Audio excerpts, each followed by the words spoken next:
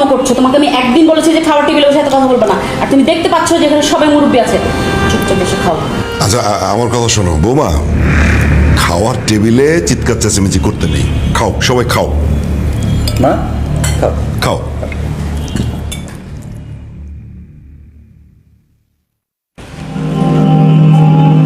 আসো।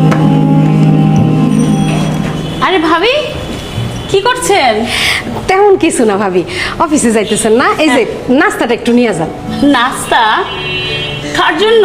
এই যে আদ্রিনা মামুনির জন্য। আদ্রিনা তো নাস্তা করবে না।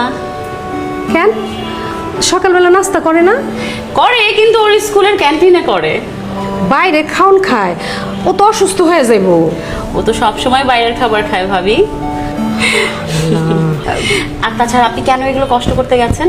আপনি আমাদের বাসায় বেড়াতে এসেছেন, কোথায় একটু আরাম করবেন, খাবেন, ঘুরবেন, টিভি দেখবেন, তা না আপনি রান্নাঘরে ঢুকে এই যে সকাল সকাল আপনি কষ্ট করছেন। আর তাছাড়া ভাবি, আমার বাসায় তো বুয়া আছে, একটু পরে ও এসে সব কাজ করে দিবে। এখানে কষ্টের কিছু নাই ভাবি, আমি সারাদিন এই কাজই করি, আর এগুলি করতে আমার ভাল লাগে। আর বুয়ার খাবার তো সব সময় খায়, আজকে না হয় আমারটা একটু খাইলো।